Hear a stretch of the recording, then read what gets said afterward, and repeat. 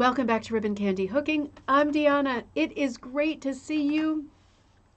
I am still sick, but we got this. We got this. Sick or not sick, we've got a great episode today. We are returning to our look at the newest issue of Rug Cooking Magazine, which looks like this with the beautiful Duncan rug on the cover. That is mostly what we're going to be talking about in today's episode.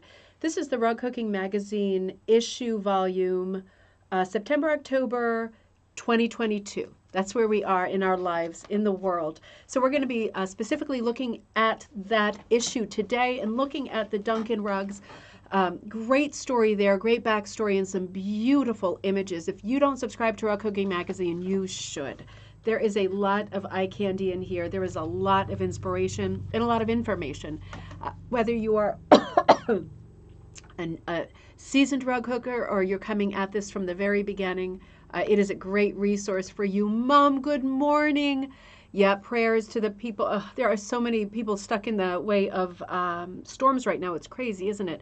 In Canada and now Hurricane Ian, we're holding you in our hearts. And yeah, good morning and prayers for Florida. It's that time of year, isn't it? That's so unsettling and upsetting and worrying. One of the things I like about Facebook, and there's not a lot at this moment that I like about Facebook, but I like the fact that people are able to check in different places. So you know, particularly if you're in a group like our group on Facebook, which is Rug Cooking and Punch Needle Club, there are a lot of people there from a lot of different countries. And I know in my head, I can name at least 10 people who are from, for example, Nova Scotia. I always want to look and see who's like checking themselves in when there are storm situations, tornadoes, hurricanes, tropical, anything. It's a good thing, isn't it? Chrissy, great to see you. Good morning. And Beverly, good morning. Kirsten, good morning. Yeah, it's great to have each other's backs, isn't it? Just to know it's peace of mind. Linda, great to see you. And Stephanie, good morning. That reminds me, I have been getting some beautiful rugs for gallery night, which is this coming Friday night. If you have something to send me last minute, go ahead and do it. I will put as many rugs into the show as I can. We will be looking at each other's work on Friday. It's one of my favorite nights. Our once a month, at least, gallery night is coming up this coming Friday. Beverly, Stephanie, Crystal, good morning. Good to see you. Windswept, I bet. I bet.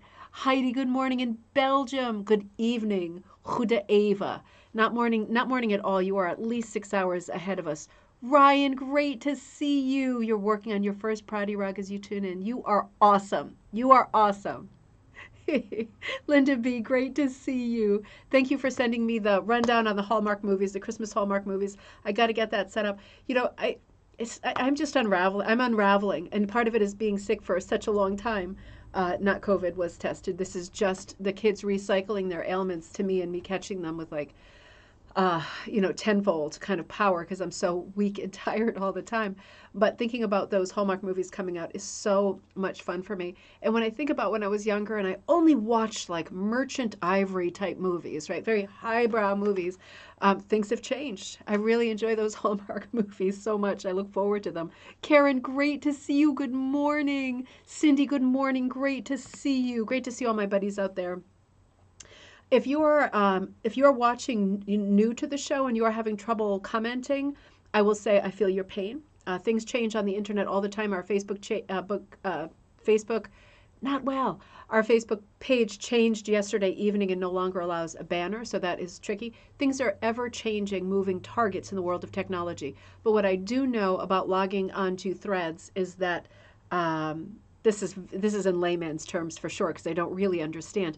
But you need to have some kind of Google account. Google needs to know who you are to be able to leave comments. We still often get some really raunchy comments in this thread, but not as often as we would, I guess, if Big Brother wasn't constantly there. So that if you are stumbling with that, that might be the issue. And we are so happy that you're there, whether you're leaving a comment or not.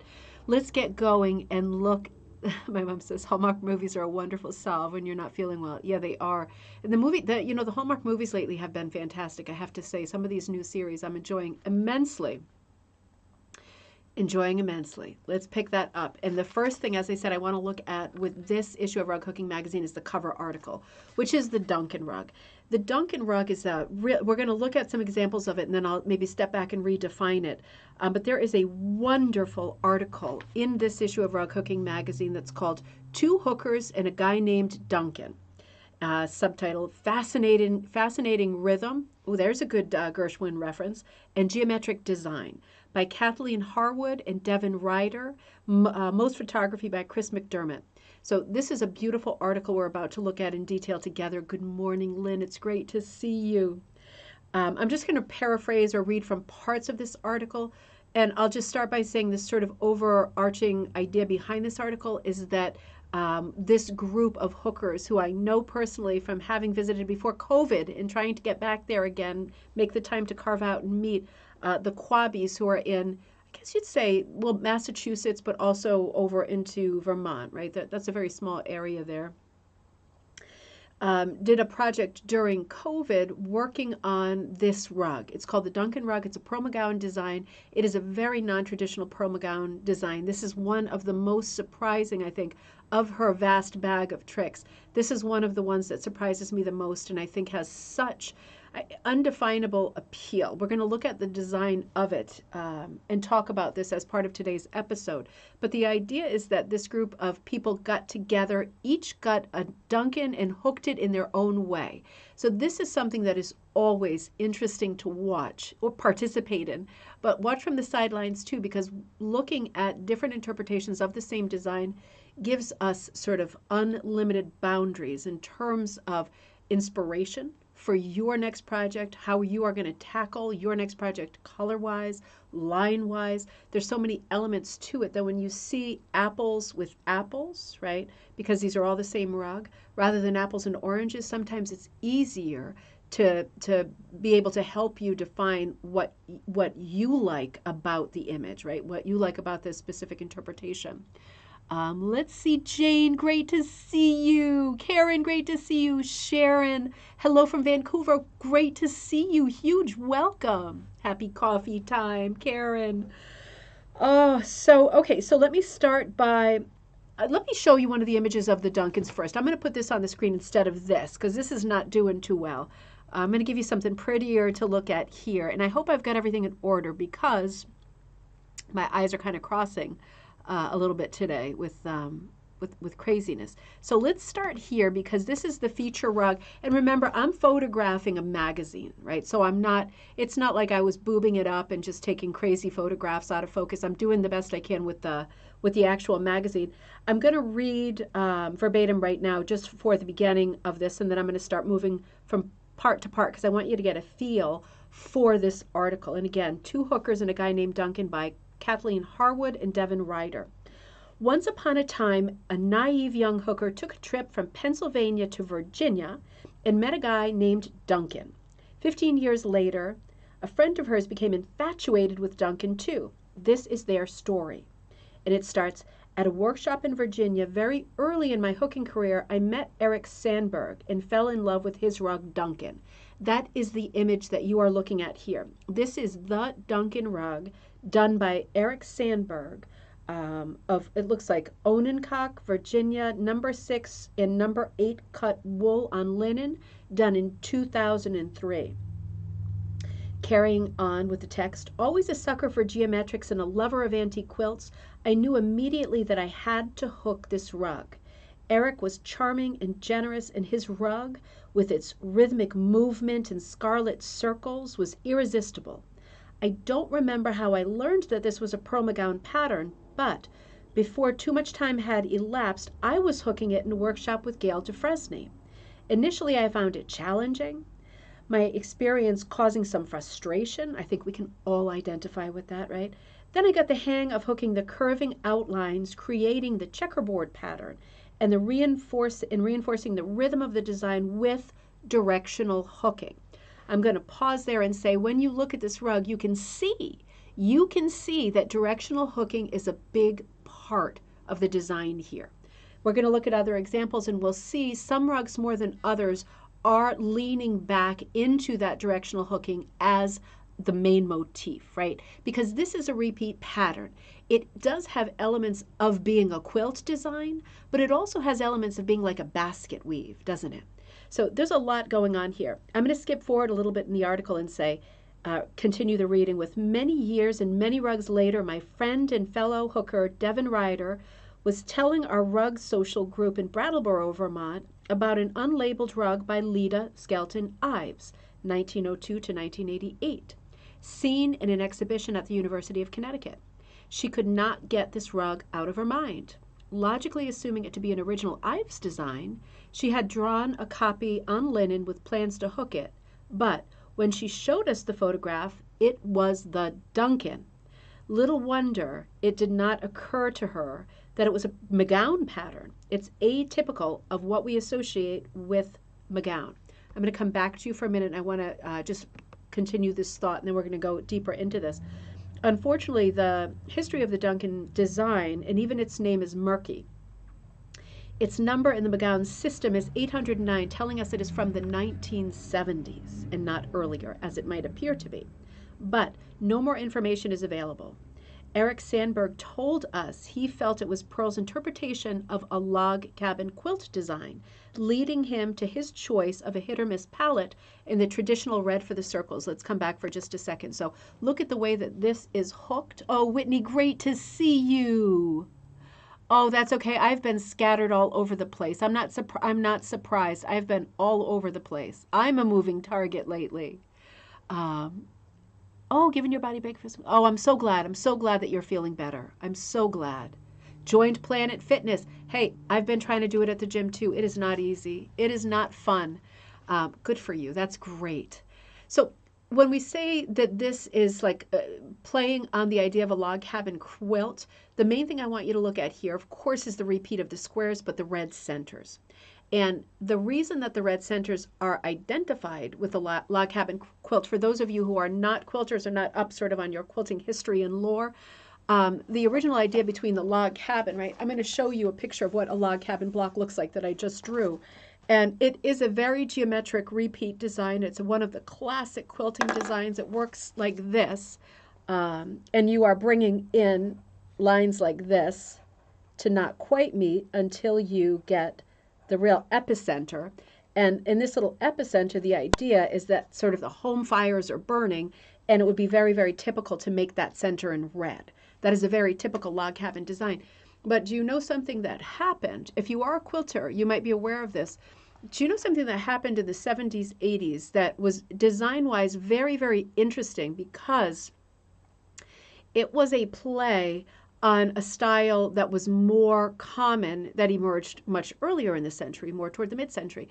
That is the idea of starting to sort of tessellate, like Escher style, to wiggle lines, to move lines, to abstract rigid geometrics that had heretofore been just rigid, just done one way. We started to see around that time period, the mid-century, people wiggling and softening those lines into sort of amoeba shapes. Think about all those palette tables. Think about all those broken ovals of that time. Think about the classic shapes of the 1950s, like the palette shape like this, right? That was a big one for all the tables and things that we saw, kind of a Pac-Man. But then remember this kind of thing that we saw a lot in the mid-century, like a drive-in sign. Wasn't really a square or a rectangle. It was a very offset, abstracted geometric shape.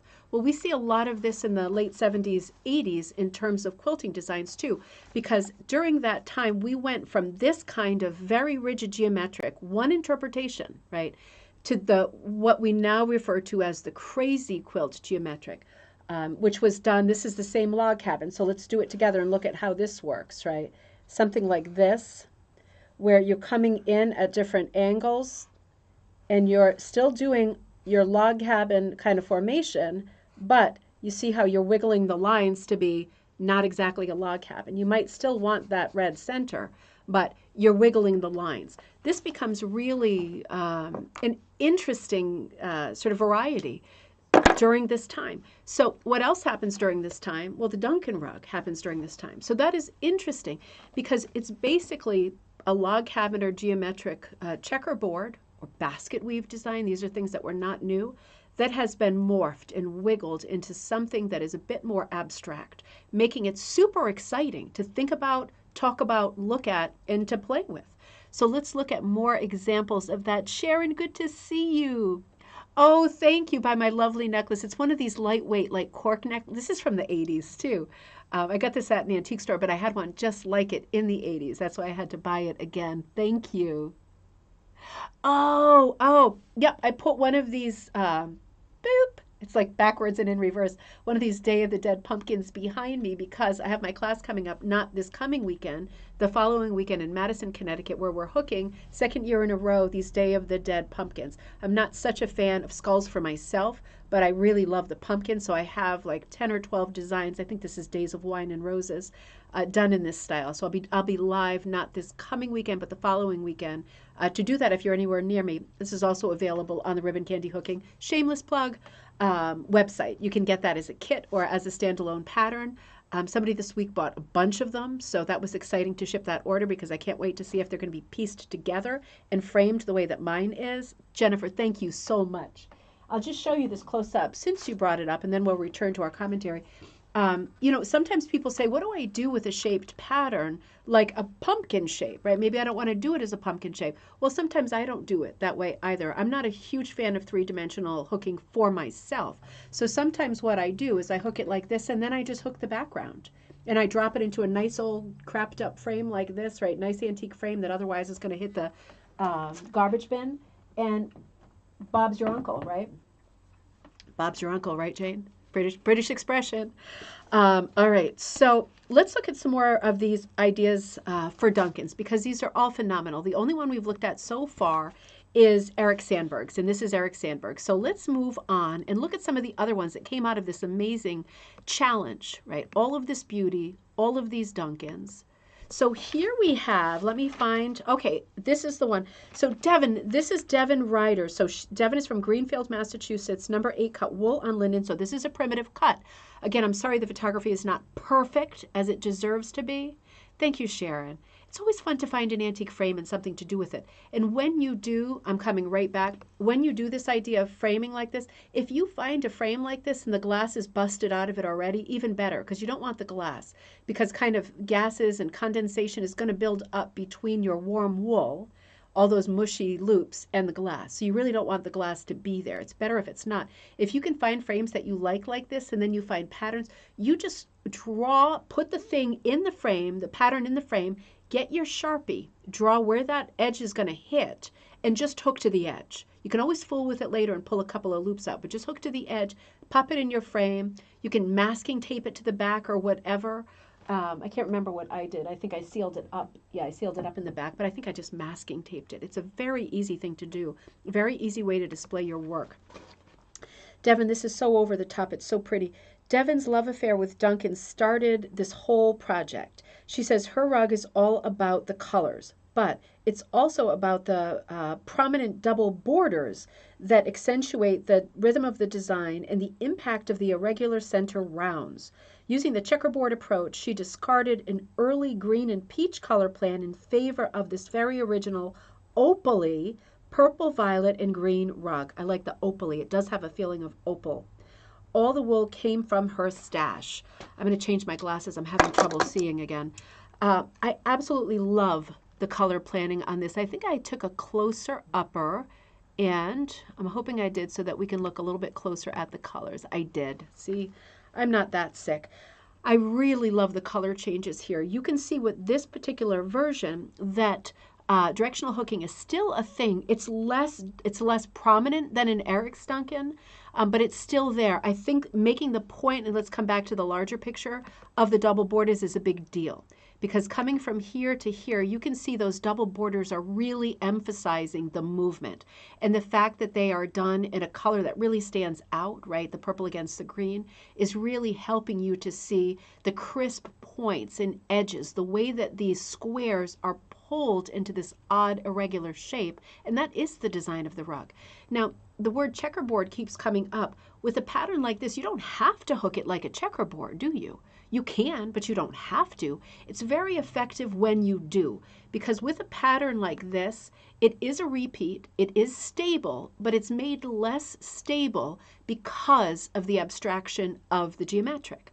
So because of that, you can either say, I'm going to err on the cautious side and do it as a checkerboard so that I know there's going to be enough repeat for the eye here that it will be a very stable composition, very easy to look at.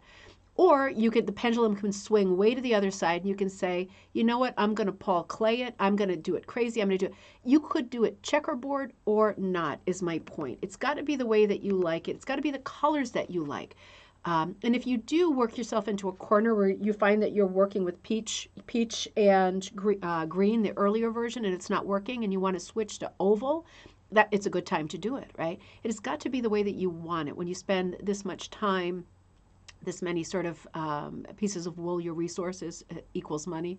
All of that has to be right. It has to feel right. But what a beautiful color plan with it not being solid, right? There's so much color change here. Maybe mottled wools, maybe slightly different, same color family pulled in. I love the use of the purple kind of striating into the opal squares with a dash of yellow. Unexpected. The handling of the circle centers too, unexpected and exciting, creating a lot of rhythm. It does feel like Gershwin to me. It really does. That sort of like Rhapsody in Blue, that kind of wiggly indigo feel. It's very, very, very rich. It feels like jazz music sounds to me. I just love this piece. Sharon says, I am a newbie and I'm wondering if there is a specific cut that these rugs should be hooked in. Oh, I love him too. I love Clay too. There's never, for me, Sharon, there's never, I was just trying to come back to you, there's never a specific, the only time that it becomes real specific what cut you should be hooking in my opinion, is when you are hooking something that is small and fine. So some of the, we're looking at a promo gown right here that is on the larger size. I have the Duncan, I don't know where it is at this moment, and I wish I had it to hold up, but you know what, I can still tell you how big it is, can't I? I think it's got to be here. Hold on one second. I just want to make this point. I'm going to have to keep checking. I'm not seeing it immediately, but it's like a full-size floor rug. Some of the promo gowns, you know, in contrast to this one, have like little Currier and Ives scenes that are tiny with tiny details, like Home for Thanksgiving, right? Like these very, very small details. In those cases, it is almost impossible to hook your piece without using a very fine cut, like a 3 or 4 or yarn. With everything else, it really depends on how you like to hook. Because for someone that's new, and we talked about this a lot because I taught in Plymouth this past weekend, we did a different Halloween design, the Trick or Treat Tapestry, but this question comes up, as you can imagine. You know, there's always this conversation about, is it better to hook with finer materials like thin wool strips or yarn, or to hook with thicker ones? Really depends on the way that you want it to look in the end, because the thicker you go, the more folky and primitive it will look. That's my favorite look, but it's not everybody's favorite look. For people who want a lot more control, a lot more detail, they hook much finer. So Devin hooked this rug in a number 8. I would certainly hook this rug in a number 8.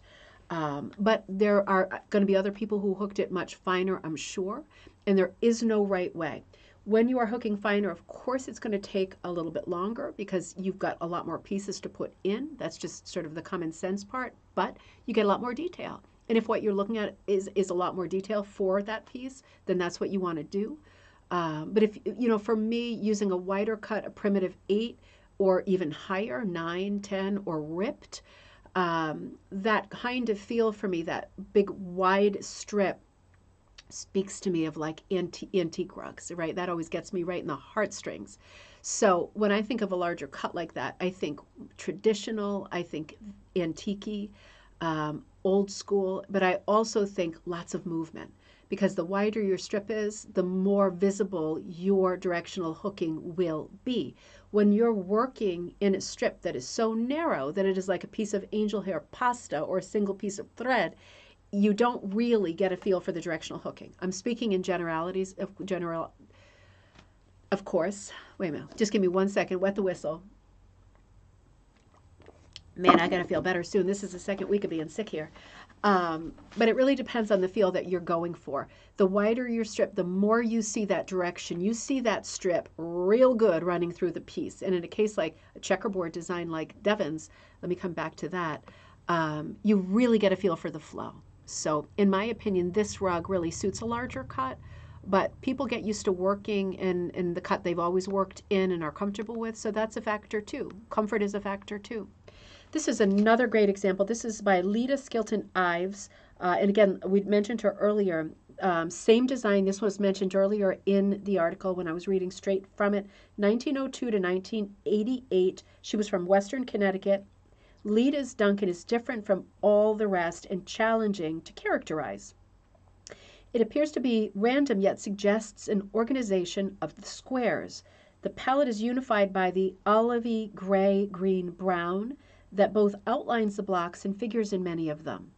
There is an energy fueled by the lavenders, magentas, and orange tones in some blocks, altogether a unique and impressively dynamic execution and more primitive in tone than the more recent examples. So this one, I'm going to pull this closer up too. So this was done because Lita passed away in 1988, right? So this was done a while back. Let's look at this a little bit closer up and some of the points that were just made. Again, this is a photograph of a photograph. So this is, this one looks like it's been down on the floor, right? As it should. It's a rug. Absolutely beautiful, but you can see, pulling back one more time, there is some patterning here, but it is not sort of an overall, it's not like the light whites are centered, right? It is a very irregular pattern of color placement. There is definitely an eye for placing the colors in a fairly expected way. It's not like each one is completely different. This one strikes me in terms of style, more like a woodcut.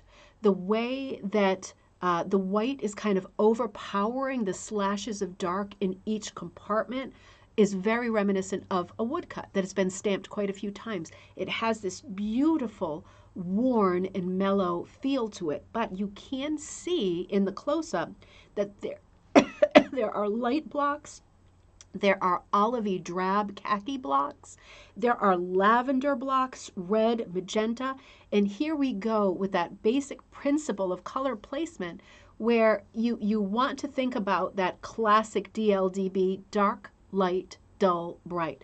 When you have that in the back of your mind and you're working on your colors, you cannot fail. Dark, light, dull, bright. It works. So interesting movement of color. You can see in one that is not a checkerboard, that is executed in a much more irregular manner. It does have more of the modern 20th century feeling. It does feel like an earlier rug to me. It is absolutely exquisite. I almost, that white sort of bottom right, that white quadrant of squares, the four together, almost looks like a flame to me. It absolutely beautiful. It has shadows of Chagall for me. It has shadows of stained glass windows. It is just so light and beautiful and very, very different. I'm reading your threads too. So lovely. Okay, and that's the close-up. And so the next one, ooh. All right, let me find this one in here. Here we go. So this one is done by Kathleen Harwood, who's one of the authors of this article, South Hadley, Massachusetts, number 5 to number 9 cut on linen. So a much sort of larger variety of cuts in this particular piece. Duncan 1 was inspired by Eric Sandberg's beautiful rug. That was the one we looked at first. It was a learning rug for me. I was a relatively new hooker at the time, which shows, and she put in parentheses, I think. I don't think. I'm overriding that sentiment. I don't think. In the somewhat rigid checkerboard arrangements. But I was learning about contrast, gaining confidence, and I indulged my passion for orange, also my favorite color. I love my first Duncan. One must ask, as a novice hooker, how in the world did I already have so many worms? That is a question for eternity, isn't it? Because that, yeah, I'm guessing we are all serious hoarders, right? I'm just guessing. Collecting supplies is really how you build a foundation for doing any craft, but particularly this craft, I think. This is so beautifully done. Look at the amount of color here. Now, when you're using this amount of color, obviously there's a couple of devices going on. There's more than a couple. The orange, right? Kathleen's saying, I love orange. I wanted to use orange. Well, damn it, you should use orange if you love orange, right? And there are two shades of orange here, that classic pumpkin orange and that later tangerine, like an orange peel color, right? So those two colors are setting each other other off beautifully because they're similar enough that they read together and they're strong, but they're different enough that they're creating interest. The darker orange appears on the darker checkerboard and the lighter on the lighter checkerboard. There's still a lot of directional hooking here, but this strikes me as a classic hit or miss breakdown because it seems like in doing this exact rug, Kathleen might have, and I wasn't standing over her shoulder, unfortunately, because that would have been a pleasure, Kathleen might have set one bag aside of mostly darks and one of mostly lights. And of course, in the mostly dark bag, you still need to have some lights. And in the mostly lights bag, you still need to have some darks. Nonetheless, the lighter orange peel color appears on the lighter blocks with predominantly lighter colors, and alternately the darker orange on the darker with predominantly darker colors. Now, what is saving this piece from not being a bit more chaotic? How does it still look so structured? A couple of things. The contrast between the background checkerboard, the lights and the darks, effectively, despite there being so many colors in each, reads very well. It could not read any better, right? I feel that Kathleen has taken this absolutely to an extreme. Getting so many colors to read as one dark and so many colors to read as one light takes skill and it takes intuition. I'm going to change the order of that. It takes intuition and takes skill. So it's just a feel, isn't it? And it's something that if you don't have hardwired inside you, it's something you can practice. Looking at pieces like this will help steer you in this direction of using hit or miss in this manner. What else is helping stabilize this composition that is so crazy colorful? Well, she has outlined in dark, right? She has outlined in black. That is always going to help. When you outline, it gives your piece this graphic feel to it. The Duncan rug already has a graphic feel, right? We're not expecting this to be realism. So it makes a lot of sense to outline. It's going to make it that much more crisp and in focus for us. And as soon as you shore up all of these squares with these black outlines, then you can really get the party started and you can go nuts with color. And in this case, this is such a colorful rug and it is so astonishing. The black border is also helping contain the movement, the feel, the colors, because it's like a million rainbows happening inside this piece. It is so beautiful. Look down at the bottom. Comparing it to Lita's rug before, try to let your eyes settle on a set of 4, where in the last rug I said, doesn't it look like that the light set of 4 almost looks like a flame? This is like an optical illusion, looking at the same pattern done in a different way. It's almost hard to find a set of 4 and make them with your eye look like a frame, right? You get a little seasick, a flame, looking at it because it wobbles, right? This one is just done in a completely different style. Karen says it looks like the green is in both the light and dark shadows. Oh, and anchors it. That's a great point. Let's look again. Yep, you're right. You're right. I think quite a few of the colors are. It looks like that pinky lilac or the rose, maybe like a wood rose, the light blue, the light tan, the gold. A lot of them I think are repeating from one to the next. I think using that dark light orange as a device was absolutely brilliant. For me, this rug for me is an absolute masterpiece. Like it doesn't get any better than this for me, with any art or craft, right? This is like, to me, a pinnacle. But I would say if this rug was done with dots of many different colors, I'm not sure that I would like it as much as I like it here. I can't imagine liking it any more. In other words, all of the tricks that were used here are common sense tricks that make a lot of sense and were super effective. Here's another stellar interpretation by Pat Dodge of Putney, Vermont, number 6 cut wool on linen. Pat altered Duncan to fit the spot where she wanted to place it. Well, it makes a lot of practical sense, doesn't it? And as rug hookers, we are part practical, aren't we? Even if it's a small part. Her lively adaptation with its brilliant choice of geometric borders and vibrant colors takes this pattern to a new level and demonstrates just how uniquely individual and joyful it can be. Absolutely. So this one has been already cropped to fit a space. That is the ultimate sort of rug hooking sensibility, isn't it? Ryan, it is fun, isn't it? I've been missing a little bit on the threads. Oh, Linda Ann, good to see you. Oh. So I absolutely love this. This is so smart to do this. This reminds me, this version of the Duncan, right? It obviously very different. Reminds me of a floor cloth You know, floor cloths that are just painted on canvas and you put them down on the floor. And you know, you usually spray them, protect them with some kind of, if not sort of shellac, like some kind of finishing spray, gloss, whatever, to kind of seal them. And you always think with a floor cloth, how could this possibly survive? It's a painting on the floor and I'm walking on it with my shoes, but they do. And one of the sort of characteristics of antique floor cloths is you often get a mixed border. And that's what I'm seeing here that gets me super excited, because there's a couple of things going on here that are offsetting that stability of that central Duncan design. So just looking at the Duncan, right, at that sort of basket weave checkerboard in the middle, fantastic. Primary colors, right? Really, really stunning. But what really gets me excited is the border, because we have a border on both sides that are different, that relate to the piece because they are geometrics, but in contrast to the style of the Duncan, the border is a formal geometric, right? It does not wobble, it does not wiggle, it is absolutely stable. That creates a lot of contrast and therefore drama. I love how the borders are different sizes. I would be tempted in my stupidity and predictability to make them exactly the same. And unless it's an incredible optical illusion, the stripy one on the right is a little bit thinner than the checkerboard on the left. I just love that they're different, but they're in similar colors, not exactly the same colors, similar colors. Let's drill in a little bit.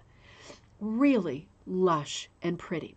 Now, I'm just noticing this here. Do you see how there is a black border that separates the Duncan part of the rug from the borders?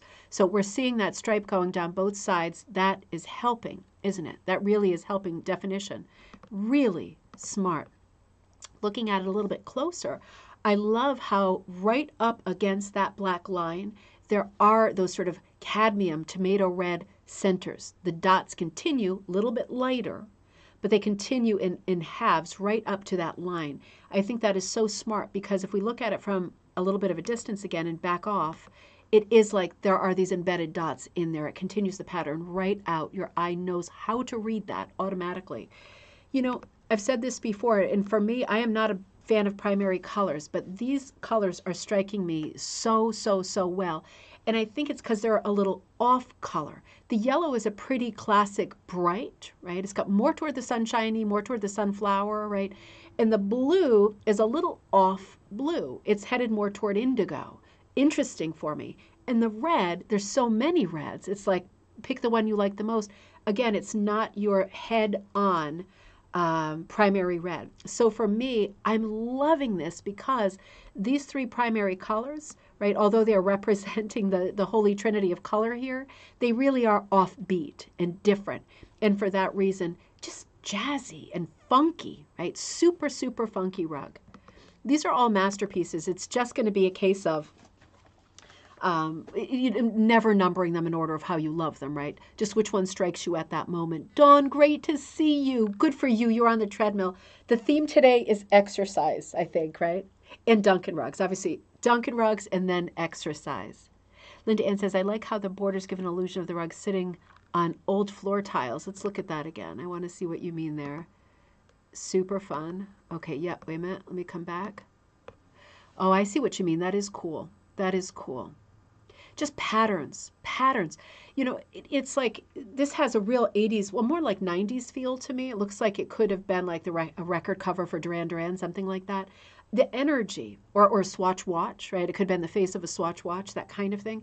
The energy is just electric. I just love it. It's fun. It feels like it's a celebration. It feels like a parade, a carnival, a party. It's just fun. It's so lively. All of these are. Now, this is another incredible beauty. This is the one I used for the thumbnail for today's show. This is by Linda Faye of Amherst, Massachusetts, number 4 and number 6 cut wool on linen. Linda had never hooked a geometric rug and, in fact, had a serious aversion to it. I can see that about her. I can. She hooks her own very creative designs, but was intrigued by the challenge Duncan presented. Deciding on a yellow and turquoise palette because she had a lot, she began hooking and was dissatisfied with the results.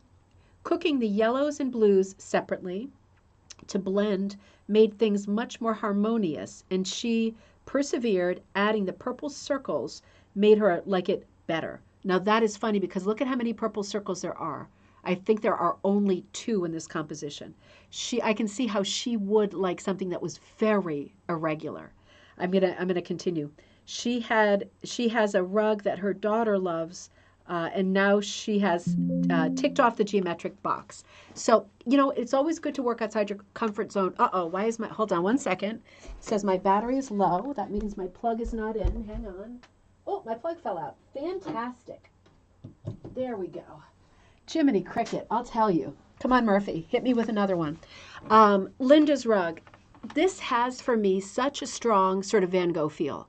And the others don't. And I think it's because of obviously the blue and the yellow, but also just the movement in the blue is very Starry Night in its palette, right?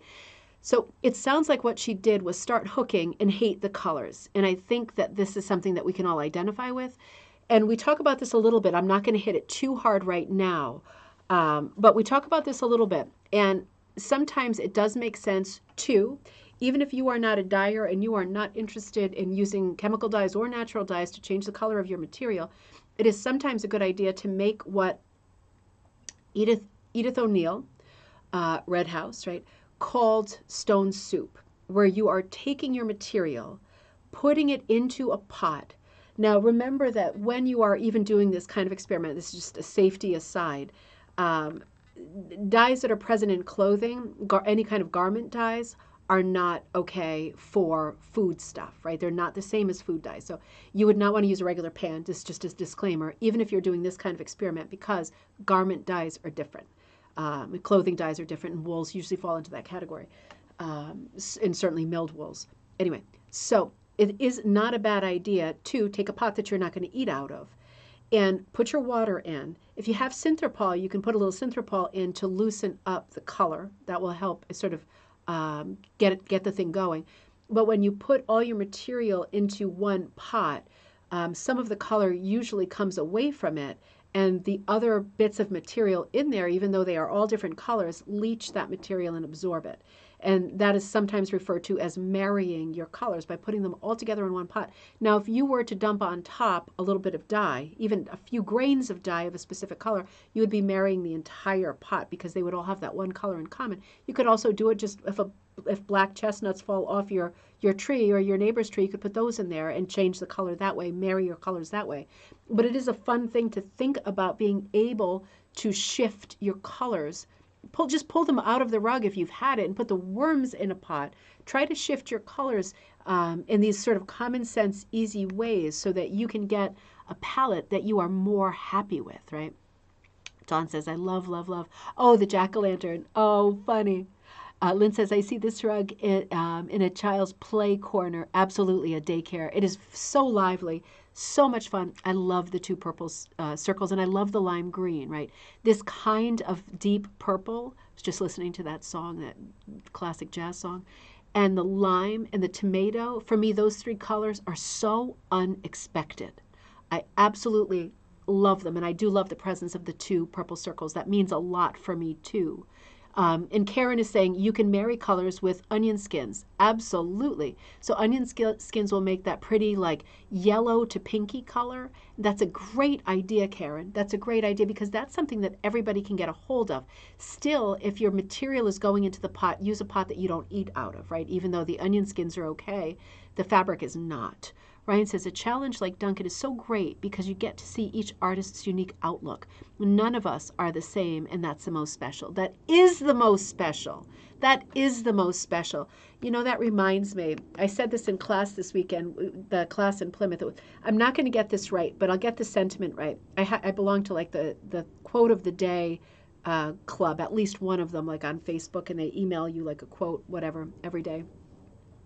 I forget who said this quote. If you know, let me know. It was Leonard something. I didn't know who it was, so it didn't stick.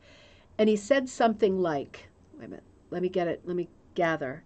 He said something like, I may not be so interesting after all, but I still want to present myself because myself is all I have to offer.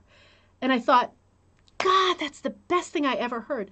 Whether you're talking about yourself or you're talking about your work and your rugs, that's it, isn't it? We all wish that we could be so talented and interesting. sometimes it just isn't, it's not like that. You realize, you know, you're just like everybody else. You wish that you were this or that or the other, and maybe you're not. But you still present yourself and you still show up and you still put yourself out there and you still put your work out there because that's life. And that's how you do it, baby, right? It's just a reminder that that's what you're supposed to do. It's an ideal. This rug brings out a lot of happiness, cheerfulness, good feelings, good thoughts, a lot of really well done sort of composition and art rules to not just the Van Gogh sort of aspect of it for me, but just the use of the dark outline again. The directional hooking is very, very strong.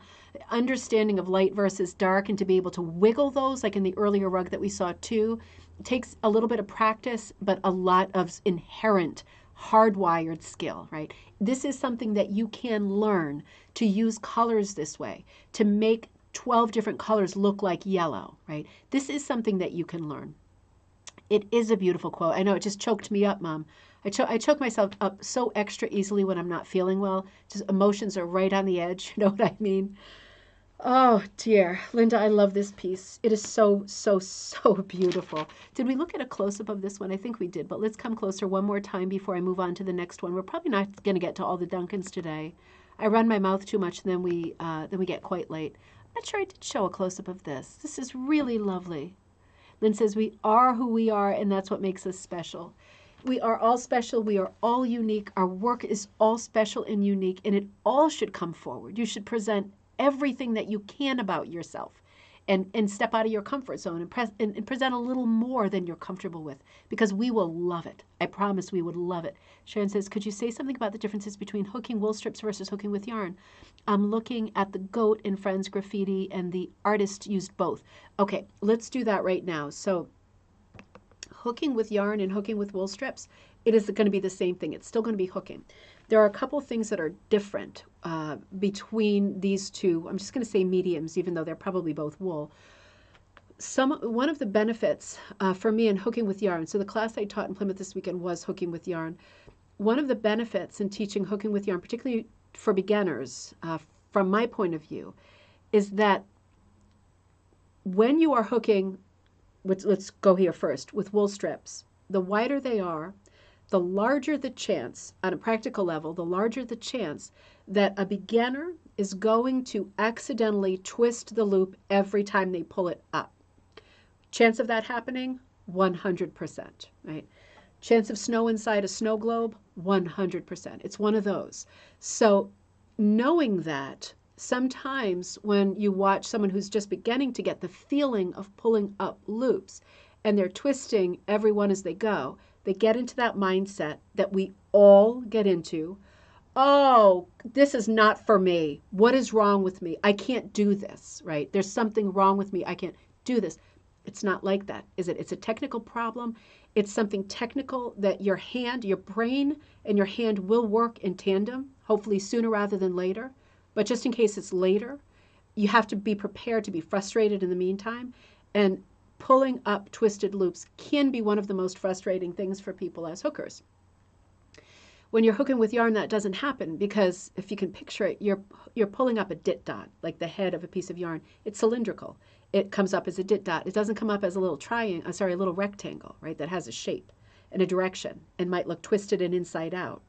So in that regard, it is nice to, in my opinion, start by hooking with yarn, because it's a little bit more forgiving. When you're hooking with yarn exclusively, as many Canadians do, right, because we associate hooking with yarn with being a very Canadian way of hooking, it has a certain look that is absolutely lovely and equal to, they are equal to each other, hooking with strips and hooking with yarn. But if it turns out that in a future project you would like to experiment with the kind of directional hooking that we are seeing on these Duncan rugs, you will probably not get that with hooking with yarn, right? Of course, you can hook with different gauges of yarn. You can hook with very bulky, you can hook with sock yarn, very thin lace yarns. You can get variety of width and texture. You can get nubby versus smooth and silky. You can get that kind of variety when you're hooking with yarn, but you will not get those big triangles that come up. I keep saying triangles, but it's because I don't feel well. rectangles that come up and give you almost like little patio steps, right? Like a little pathway of little rectangles leading your eye somewhere. You won't get that with yarn because you're pulling up dit dots. So in that regard, it's different. Otherwise, you are pulling up loops, and whether you have cut up a hefty garbage bag or you have unraveled your old favorite sweater that has a million moth holes in it, God forbid, or whether you are ripping up pieces of wool and using huge, thick wool strips, regardless of what you're doing, you are pulling up loops. So it works the same for anything. It just depends on what you want the finished look to look like in your current piece. Because in the next piece, maybe you want the polar opposite, just for variety, just for fun and for play and for experimentation. You could have lots of different looks in the same piece where you are both hooking with yarn and hooking with wool. So it really depends. I will say that when people are, when they're beginning, I like starting them off with hooking with wool for the yarn for the reason that I've said. But I also do a lot of teaching where I teach both at the same time because I'm trying to drive the point home that it's still hooking. The mechanical sort of action is exactly the same. The only thing that's different is the loop that you pull up. So it's fun to experiment with lots of different materials that you have and maybe make a little sampler for yourself of the way that different things hook. So you can say to yourself, well, this is what I meant in the grass or in the trees. So I'm going to use that because it's showing me loops that look more like what I'm picturing. So samplers can be really good for that. Oh, no, don't be silly. Sharon, we're here for questions. We're here for fun and questions. Absolutely. Heidi says, in Europe, it is not that easy to find wool strips, so I'm happy with the wool. Absolutely. That's another thing, right? For Jane, too, you just bought like some yarn. In Europe, it can be harder, and in Europe, it is much more typical. Judging, we've done a lot of past episodes on Coffee Time and Cocktail Time on British artists who are more of the rag rug spirit than the traditional sort of American school that's a lot more wool strip driven, right? The British are much more experimental with different materials, and they go crazy with different kinds of wool of different weights, textures, looks, right? So that is a great inspiration looking at that school of hooking. Canadians are very similar to the British with the sort of more rag tradition than this sort of Pearl McGowan tradition. But both are correct, both are exciting, and both are there for you to practice and use however you want, right? They're both sitting there just waiting for you to try. So let's do another one of these before I knew you meant yarn. Let's do one more of these and then I'll probably log off because I'm losing it just a little bit, not feeling well. I could maybe use a hit of cough medicine, and I'm not gonna do that on the air. You're gonna think I'm nuts. Now let's look at this as the last one, and then we're gonna look at the rest of the Duncans tomorrow. And we'll I think we've got 1, 2, 3 more Duncans to look at tomorrow, and then we'll start dipping into the rest of the magazine. This is by Tricia Tug Miller of Alstead, New Hampshire. Number 7 cut wool on monk's cloth. Tricia is an accomplished hooker, most accustomed to ambitious, complex designs hooked in a number 3 cut. So really sort of extreme fine cut. Rugs that do not go on the floor. Analyzing her stash, she decided to concentrate on greens and golds, cooking lots of disparate bits and pieces together with Synthropol, there we go, to blend the colors. Synthropol is a great loosener. She says it's a great project for using up little pieces. Well, it is, isn't it? When you look at it, you can handle this as 100% of a hit or miss project, which helped to create the stripy look that highlights the geometry of her rug. She embraced the wonkiness of the circles and likes that it's a playful rug that can be put on the floor and go anywhere. Absolutely. So let's look at this rug as our last rug for today. Tricia's rug, such a beautiful color palette. I would expect, if I were to hear these colors, that this is a very warm color palette, but I would say it's a very neutral color palette. It's really exciting. Stephanie says, sometimes I like the look of cobblestones and wool paths instead of the look of bricks laying so uniform. Interesting. That sounds like a great sort of metaphor for both. I'm going to come right back to that because that is a really interesting statement. I'm going to read that again and end on that. Tricia's piece here is another great example of doing a checkerboard with this particular pattern. So outlining with the dark, nice simple black border around the edge. And incidentally, just so you know, if you are falling in love with the Duncan, this pattern is available from Cushing, right? Because Cushing, the company Cushing, owns the Promo Gown line, like all the licensing for that. So you can get this pattern. And remember, I'm sure at this point that Lizanne knows that this is the Duncan, what the Duncan is called, but it's known as number 809. So you could order this and be working on it yourself, and more on that later because these rugs will be presented. I'm pretty sure it was, Devin, what was it? It was solder next year, right? It was solder. We'll talk about that tomorrow just so I can firm up that. I'm going to reread your email. This is just another exquisite example of, this has a real basket weave feel for me. This one, I think more than the others for me, has a lot of movement. It really feels like a basket weave more than the others. I don't know why. I love the way that the irregularity of the dots is really emphasized. There is absolutely no attempt to standardize them and make them the same size. That gives it such variety, right? Such interest. I love that the dots are in the black, and the black is present as a very fine outline, very filigree, right? It is holding the whole thing together in such a lovely, soft, but firm way, right? This pattern is, the wonkiness is present, right? That's built into the pattern, but it is really a very, very stable, lovely, and easy to look at interpretation of this rug. This has a more limited color palette than the ones we've seen so far.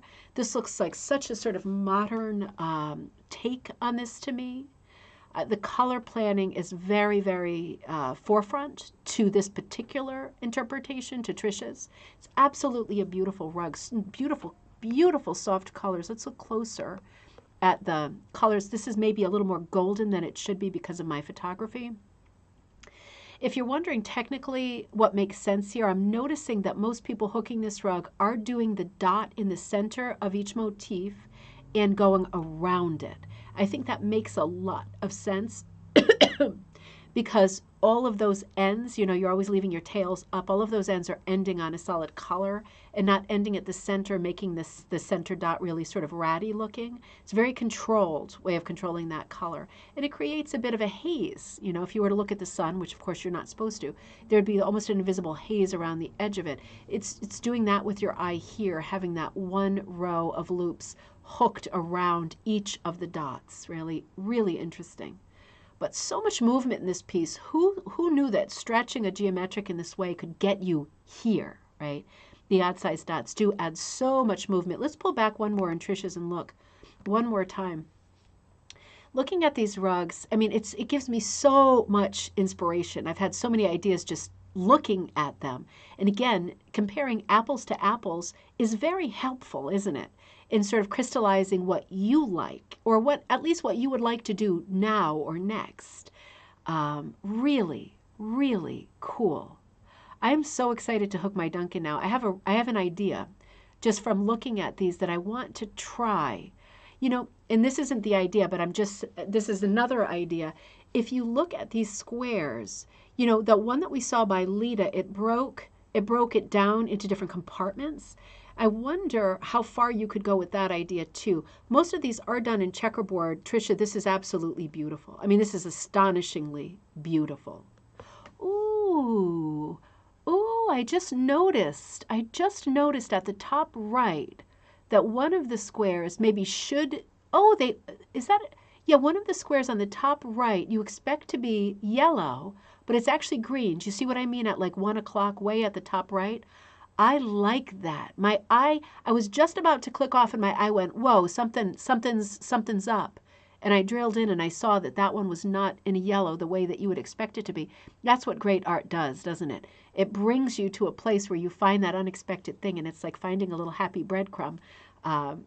Exciting. It's exciting. I found kind of an anomaly. That's exciting. It's beautiful to hook in that kind of little detail, isn't it? So beautiful. We have a few more of these to go, but I'm about to drop dead, and we are at the witching hour, I think. So let's. I don't want to rush this, and I was going to accelerate through, and there's no reason to, because we have actually 4 more. 1, 2, 3. We have 4 more. I'm not rushing through, and we have Haley's article in this magazine, A couple of things I wanted to look at. So why don't we do that tomorrow? I am going to run a slightly shorter show tomorrow because I have a doctor's appointment. Not for this, for something else, and hopefully I'm fine. I'm fine. But that's tomorrow, and I have to be there pretty close to after our time, so I'll probably stay with you for about 45 minutes tomorrow. But I will be on tomorrow to make up for not being on Monday, which was Rosh Hashanah. The kids had off, and I forgot, so that's always a hard time to break away from them and run a show. So I was with you today, I'll be with you tomorrow, and I'll be with you on Friday for our gallery night. And if you have images you'd like to send me for gallery night, absolutely send them to ribboncandyhooking@gmail.com. I will love seeing them. And if there's room in the current gallery night, I will put them in. And if not, they will be the first ones for the next gallery night. So it's a win-win, isn't it? Ryan, you have a great night too. Have a great day, night, the whole thing. Have a good one, and I will look forward to seeing you tomorrow. I also forgot to mention, I announced yesterday, and I haven't put it on our board yet, the Design Like class for this month is going to be designing like the fairy tale storybook, right? So I'm thinking about, I just made a fairy tale design coincidentally, not like an illustration, but something that was reminiscent of Cinderella that you'll see. It's a beginner's kit that I've got coming out as soon as I get a little bit more done. But this great Pearl McGowan exhibit that's going around of the fairy tale rugs. Fairy tales are on lots of our minds right now, and I thought I wanted to do something for the month of October that had a lot of play in it. I was thinking of different classic fairy tale illustrators like Arthur Rackham with his scary illustrations that I thought were great for Halloweeny moods. Maxfield Parrish, Kate Greenaway. We're going to be looking at a lot of artists from the golden age of storybook illustration, not just fairy tales, but storybooks. And we're going to be making a specific set of 10 illustrations together in class. And of those 10, hopefully you are in love with all 10, but you'll at least be in love with some of them, and we're going to walk through that together. So it's a very different design-like class this coming month. That is available on Ribbon Candy Hooking. I will post it in a minute on our Facebook page, which is Row Cooking and Punch Needle Club. And otherwise, I will see you tomorrow for coffee time at noon.